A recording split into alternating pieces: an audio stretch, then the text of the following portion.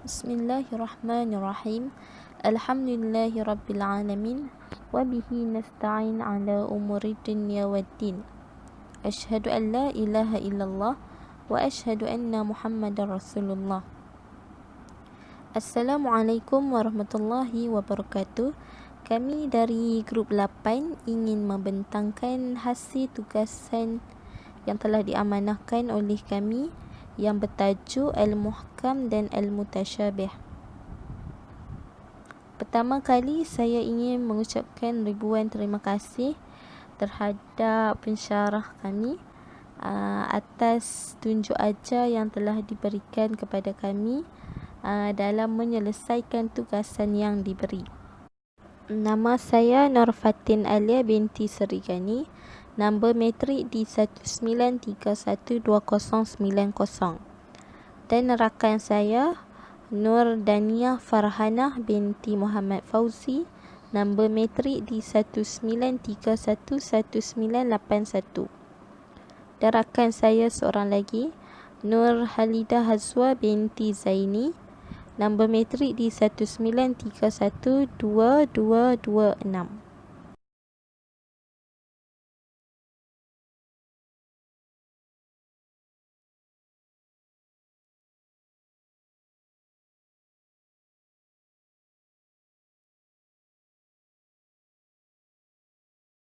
Pengenalan bagi tajuk Al-Muhkam dan Al-Mutasyabih.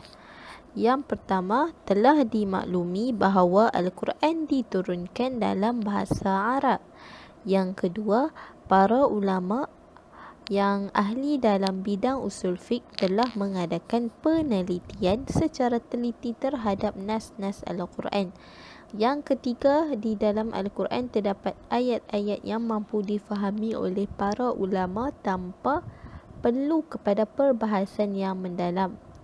Yang keempat, terdapat ayat-ayat yang sama dan memerlukan kepada kebijaksanaan dan pendirian ulama dalam memahami ayat-ayat tersebut. Yang kelima, dalam Al-Quran disertakan beberapa bahasan antaranya termasuk muhkam dan mutasyabihat, mujmal dan mufassal, dan khas, mushtarak, mutlak dan muqayyad, amr dan nahi. Seperti kita sedia maklum, memang Al-Quran diturunkan dalam bahasa Arab. Tapi tak semua boleh faham ayat-ayat dalam Al-Quran tu. Melainkan ulama yang berpendidikan, yang berilmu lah, yang hanya boleh faham ayat-ayat Al-Quran tu.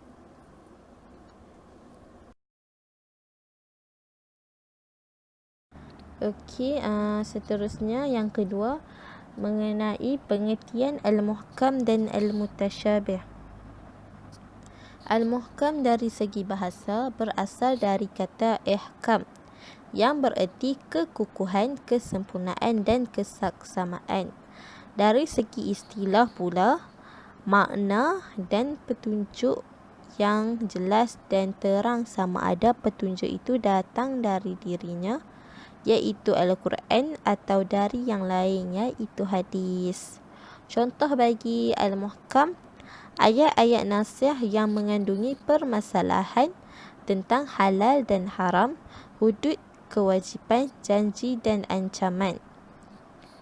Okey, dekat sini Al-Muhkam ni dia nak kata macam ayat-ayat Al-Quran yang dikategorikan Al-Muhkam tu, bila kita baca pun kita dah terang-terang dah kita tahu makna dia. Macam Allah larang benda tu, Allah suruh kita buat benda tu. Kira kita nampak terang-terang dah lah benda tu. Memang Allah minta kita buat macam tu. Contohnya macam, saya bagi contoh satu ayat Quran. A'udzubillahi minasyaitonirrajim. Bismillahirrahmanirrahim. La taqrabuz zina. Di situ makna dia jangan kamu dekati zina. Kiranya jangan kamu dekati zina. Maknanya Allah memang mengharamkan kita mendekati zina tu. Macam itulah juga ayat dia. Macam itulah macam dia nak gambarkan kata Al-Muhkam kan. Sebab di sini macam Al-Muhkam ni lebih kepada hukum hakam lah. Apa yang Allah halalkan untuk kita buat, apa yang Allah haramkan untuk kita buat, apa contoh sekian-sekian apa yang kita buat akan diterima hukum hudud, perbuatan apa. Lepas tu kewajipan ke atas kita sebagai umat Islam ni apa dalam ayat tu. Janji, contohlah kita mungkin janji kita di dalam kategori golongan apa. Macam tu lah kan. Ayat muhkam lebih kepada macam hukum hakam lah, lebih daripada hukum hakam. Okey, seterusnya al-mutasyabih.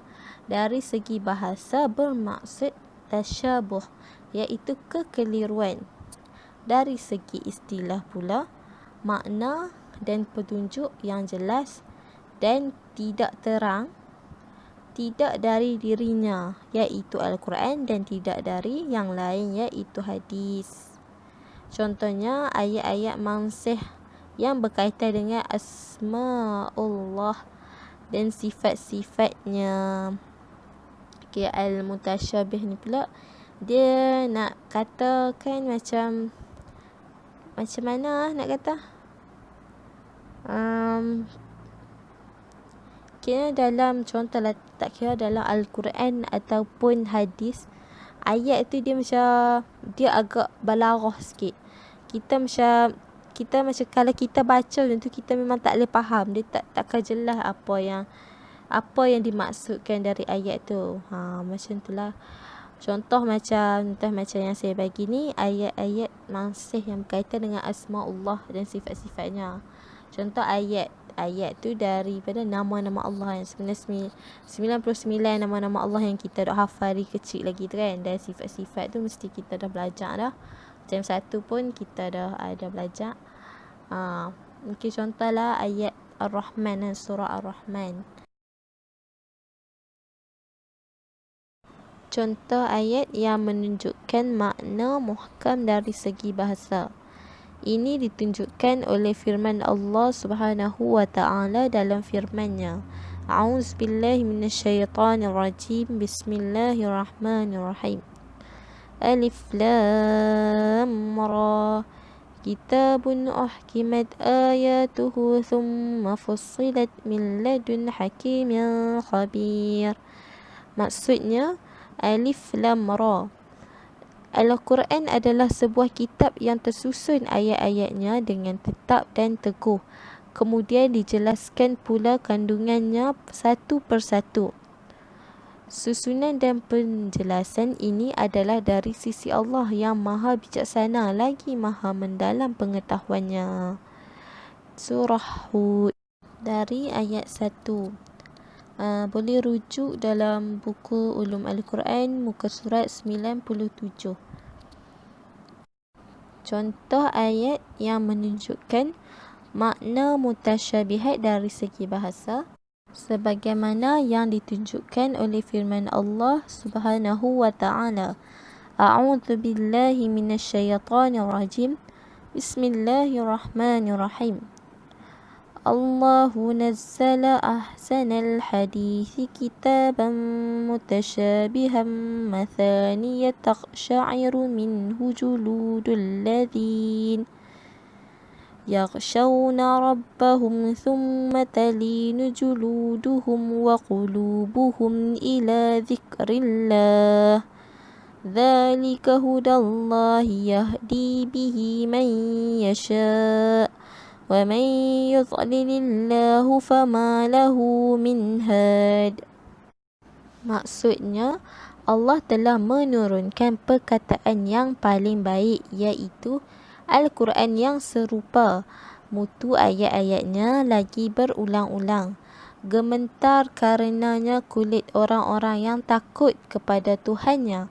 Kemudian menjadi tenang kulit dan hati mereka di waktu mengingat Allah.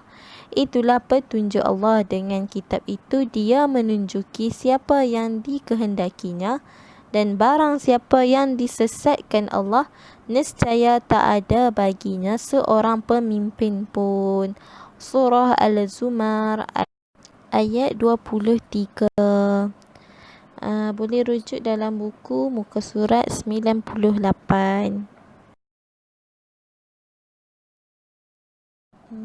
Okey, yang ni pula contoh ayat yang menunjukkan makna muhkam dan mutasyabih dari segi istilah. Ditunjukkan oleh firman Allah Subhanahu wa taala dalam Al-Quran. A'udzubillahi minasyaitonirrajim. Bismillahirrahmanirrahim. Huwallazi anzala 'alaikal kitaba minhu ayatun muhkamatun hunna ummul kitab wa ukharu mutasyabihat. فأما الذين في قلوبهم زيغ فيتبعون ما تشابه منه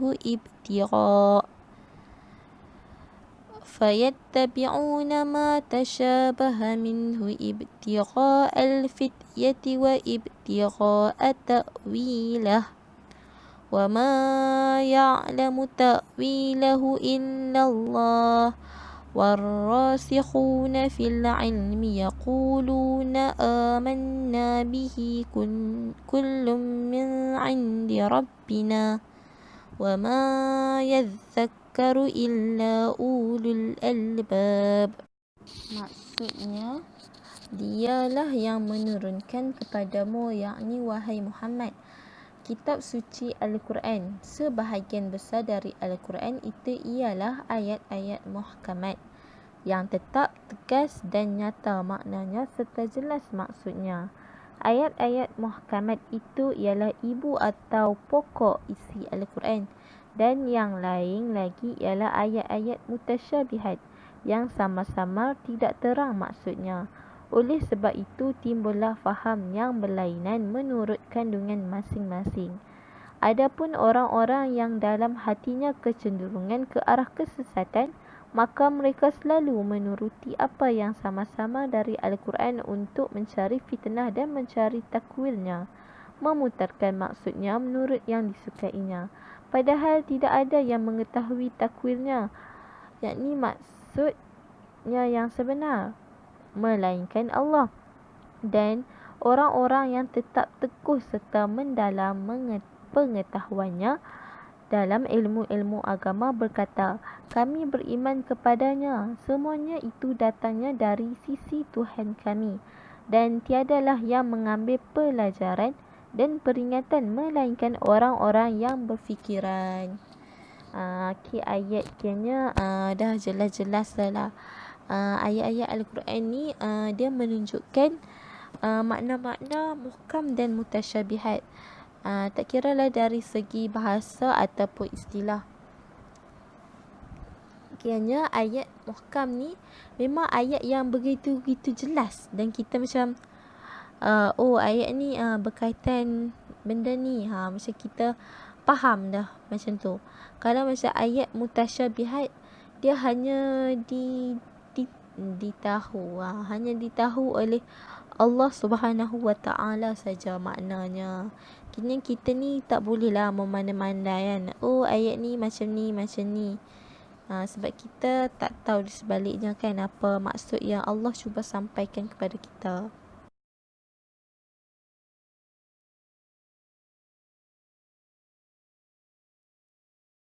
Seterusnya, perselisihan ulama dalam ayat ke-7 surah Ali Imran.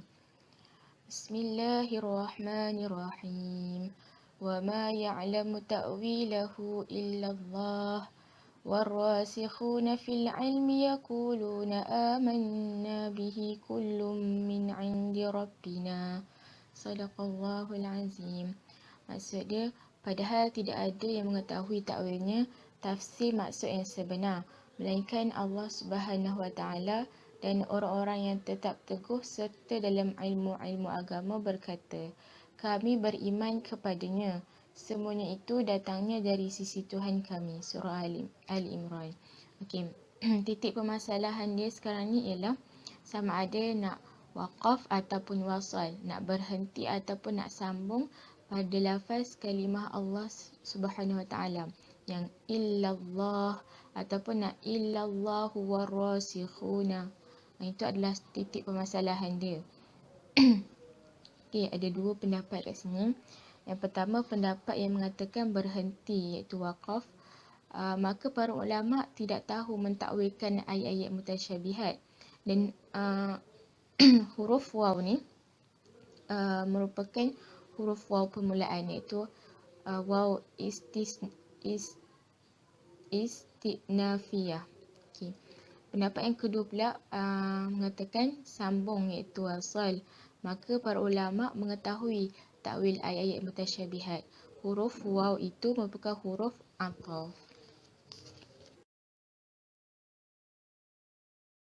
Seterusnya, jenis-jenis mutasyabihat dalam Al-Quran ada dua. Yang pertama, mutasyabihat dari segi lafaz, dan yang kedua, mutasyabihat yang bersangkutan dengan perkara ghaib. Okay. Kalau mutasyabihat dari segi lafaz ni, wujud kesamaran dalam memahami lafaz-lafaz dalam ayat Al-Quran. Contoh dia macam kalimah as'as. Pada kalimah as'as ni ada dua makna yang berlawanan, iaitu mendepani dan membelakangi. Okay, contoh yang kedua pula, lafaz quru yang ada dua juga makna berlawanan, iaitu suci dan juga hadas. Okay, maka para ulama berijtihad untuk mentakwilkan lafaz-lafaz ini kepada makna yang bersesuaian dengan hujah dan juga dalil. Yang kedua pula, jenis yang kedua pula iaitu mutasyabihat yang bersangkutan dengan perkara ghaib. Okay. Dia macam hakikat zat Allah Subhanahu Wa Taala. Lepas tu ayat-ayat yang menyentuh tentang sifat-sifat Allah Subhanahu Wa Taala yang seolah-olah menyamakan Allah Subhanahu Wa Taala ni dengan makhluk ciptaannya. Contohnya macam tangan, mata, apa lagi, kaki, mulut dan sebagainya. Okay.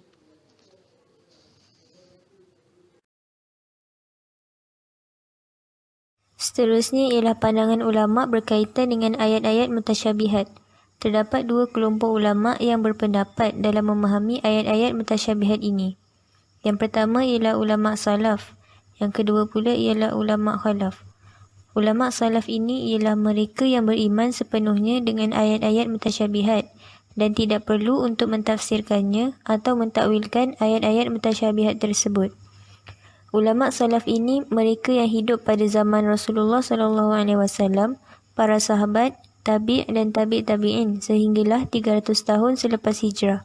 Pendapat bahawa pengertian sebenar ayat tersebut diserahkan kepada Allah SWT kerana Allah yang lebih mengetahui mengenai hakikat yang sebenar. Selain itu, ulama salaf ini juga tidak mentakwilkan ayat-ayat mutasyabihat supaya dapat mengelakkan daripada memberi penafsiran yang tidak tepat dengan hakikatnya yang sebenar ayat tersebut.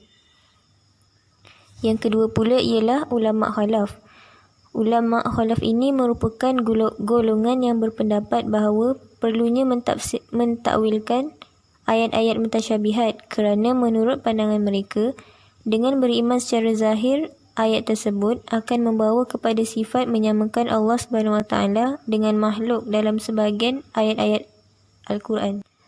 Ulama khalaf ini merupakan golongan yang hidup selepas 300 tahun hijrah sehinggalah ke hari ini.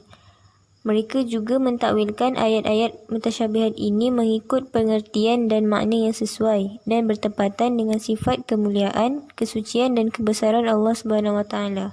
Menurut mereka, ayat-ayat ini perlu ditakwilkan untuk mengelakkan daripada sebarang salah faham dan perlu dibuat agar tidak berlakunya penyelewengan akidah, terutamanya kepada mereka yang masih kekurangan fahaman tentang agama. Terdapat beberapa faktor yang mendorong kepada berlakunya perbezaan pendapat antara ulama tersebut. Hal ini kerana pada zaman ulama salaf, orang Islam pada ketika itu, mereka berpegang teguh dengan akidah yang sahih dan mereka juga menerimanya tanpa banyak persoalan. Kerana pada zaman itu juga, tidak banyak kekeliruan dalam memahami ayat-ayat Al-Quran. Manakala, pada zaman ulama khalaf pula, orang Islam pada ketika itu semakin ramai dan masih lagi kurang tentang fahaman agama. Oleh itu, Ia mendorong para ulama untuk mentakwilkan ayat-ayat mutasyabihat tersebut mengikut kesesuaian dengan sifat kebesaran Allah Subhanahu Wa Taala. Selain itu, terdapat banyak fahaman yang bercampur baur dengan adat resam mereka dan tujuannya juga adalah untuk mengelakkan ayat ini daripada diselewengkan oleh maknanya.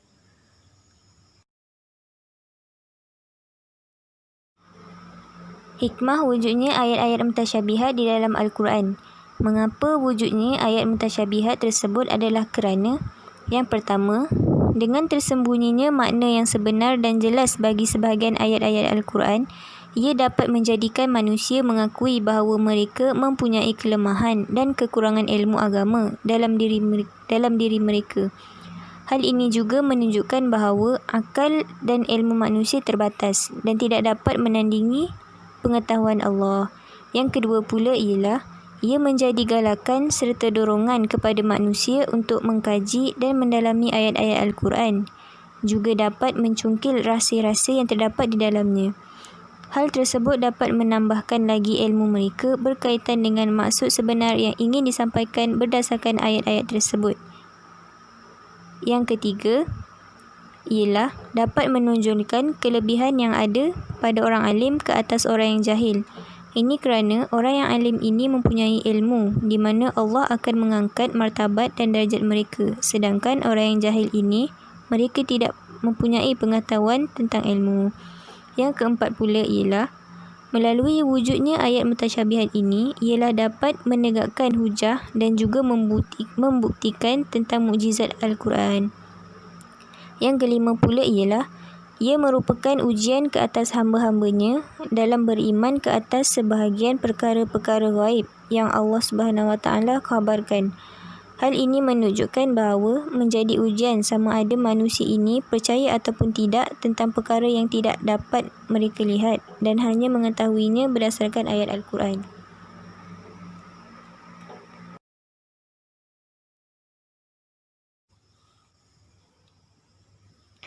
Syekh Ahmad Syawi menjelaskan mengapa adanya ayat mutasyabihat tersebut jika Al-Quran diturunkan adalah sebagai petunjuk dan mengapa ia petunjuk tetapi tidak dapat difahami.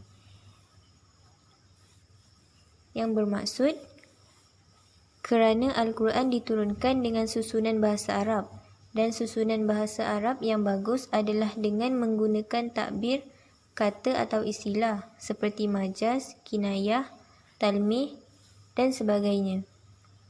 Maka jika keseluruhan Al-Quran diturunkan muhkamat, sungguh orang Arab akan memprotes. Sesungguhnya Al-Quran dalam bahasa kami, tapi mengapa tidak disebutkan dengan bahasa-bahasa yang indah?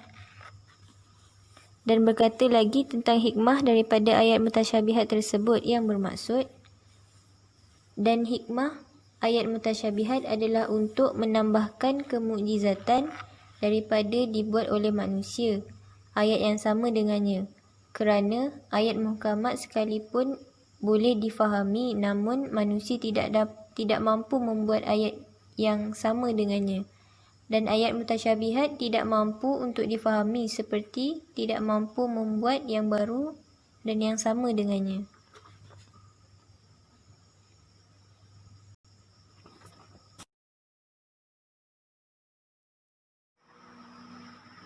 Seterusnya ialah kesimpulan.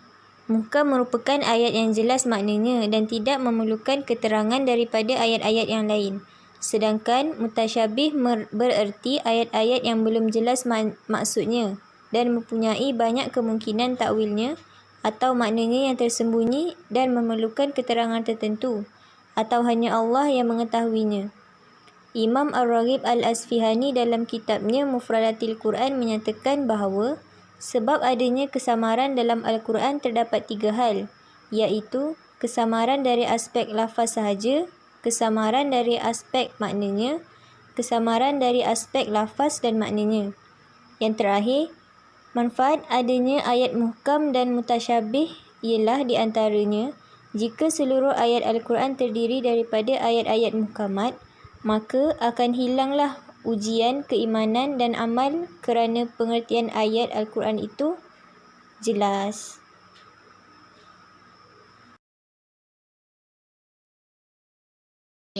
Seterusnya rujukan. kami mendapatkan rujukan daripada artikel. Artikel ni mengenai poin mengenai pengenalan asas ilmu-ilmu Al-Quran daripada Sakinah binti Abdul Mu'ti. Yang kedua pula daripada sumber rujukan daripada web. Okay, web yang pertama tu poin mengenai muhkam dan mutasyabihat. Poin yang kedua, web yang kedua mengenai hikmah wujudnya ayat-ayat mutasyabihat dalam Al-Quran. Yang ketiga pula perbincangan antara muhkam dan mutasyabihat. Okay, yang terakhir sekali kami gunakan sumber rujukan daripada YouTube. Bawah poin dia mengenai perbezaan ayat muhkam dan mutasyabih.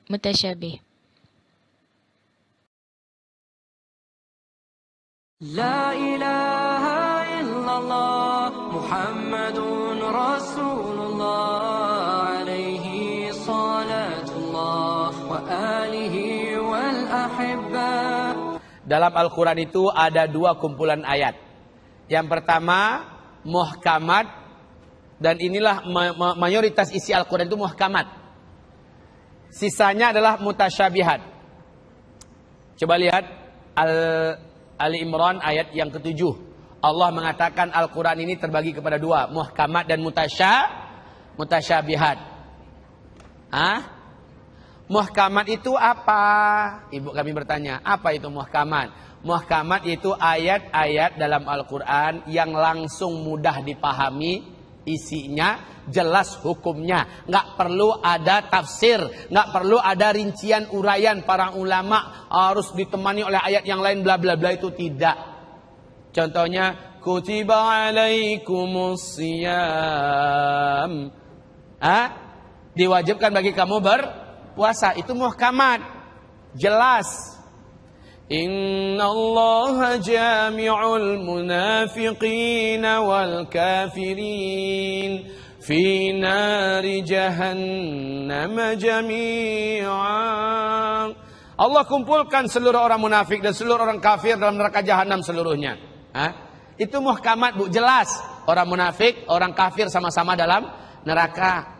Dengan kita baca gitu langsung paham itu muhkamat. Termasuk kalau mutasyabihat apa? Mutasyabihat ayatnya mengandung arti yang bisa menyesatkan orang kalau tidak didampingi oleh ayat-ayat muhkamat. Sengaja ayat mutasyabihat Allah turunkan untuk menguji iman orang-orang yang dalam hatinya ada penyakit. Kata Allah di surat Ali Imran ayat 7, pasti dia banyak memegang ayat-ayat mutasyabihat sebagai dalilnya. Awas, awas. Allah firmankan orang-orang yang dalam hatinya ada penyakit cenderung lebih suka memakai ayat-ayat mutasyabihat sebagai dalilnya untuk membenarkan pemahaman yang sesat demi menyesatkan umat. Ayat mutasyabihat itu apa tadi? Seluruh ayat-ayat Al-Quran yang mengandung banyak arti, banyak pemahaman. Orang awam akan langsung salah paham dengan ayat tersebut jika tidak didampingi oleh ayat-ayat muhkamat, jika tidak didampingi oleh para ulama-ulama ahli ulumul Quran dan ilmu tafsir, maka dia akan sesat memahami. Contoh ayat mutasyabihat seperti apa? Yadullah fauqa aydihim, tangan Allah di atas tangan mereka. Wah, ini bisa menyesatkan loh, Pak. Wa ma ramaita idh ramait walakinnallaha rama. Tidaklah engkau melempar saat engkau sedang melempar, malaikat Allah lah yang melempar. Wah, ini bisa-bisa ke arah manunggaling kaula Gusti, enggak? Bisa ke arah wahdatul wujud, menyatunya kita dengan Allah, pemahaman seperti ini, ya. Baik kaum muslimin, atau seperti alif lam mim atau yasin. Ini seluruhnya adalah ayat-ayat mutasyabihat. Artinya enggak jelas, maksudnya enggak ada dijelaskan, tidak oleh Allah, tidak oleh Rasulullah. Nah, orang-orang yang dalam hatinya ada penyakit, diambil itu sebagai dalil tuh. Tahu enggak kamu? Isi ayat ini yang sebenarnya adalah ada terkandung dalam nun. Lihat tuh, nun. Itulah isi kandung Al-Quran sebenarnya. Tahu enggak kamu maksud daripada alif lam mim? Alif itu adalah Allah, lam itu adalah ini, mim itu adalah malaikat, bla bla bla. Ngawur kaum muslimin, ngajak manusia kepada sesat. Atau bacakan surah Al-Baqarah ayat 62. Innal ladzina amanu wa 'amilus shalihat, innal ladzina amanu wal ladzina hadu wan nasara was sabiina man amana billah wal yawmil akhir fala khaufun 'alaihim wala falahum ajruhum 'inda rabbihim wala khaufun 'alaihim wala hum yahzanun. Oleh kelompok jil, ini ayat dijadikan dalil seluruh agama benar dan pasti orangnya masuk surga. Ini ayatnya katanya. Sesungguhnya orang beriman, orang Yahudi, orang Nasrani, ya, dan orang-orang Sabiin. Siapa saja yang asal percaya kepada Allah, percaya pada hari akhirat, lalu hidupnya baik, maka dia pasti akan mendapatkan pahala yang besar di surga, di akhirat masuk surga. Tuh kan katanya. Ini dalilnya. Padahal sepakat seluruh ulama ulumul Quran, ulama tafsir mengatakan ini masuk dalam ayat mutasyabihat. Dia wajib didampingi oleh ayat-ayat yang muhkamat. Contohnya, innad dina indallahil Islam. Sesungguhnya agama di sisi Allah hanyalah Islam. Wa may yabtaghi ghairal islami dina fala yuqbala minhu. Siapa yang mencari selain pada Islam sebagai agamanya tidak diterima oleh Allah. Ya kan? Ini ayat-ayat muhkamat yang wajib menjadi pendamping ayat-ayat mutasyabihat.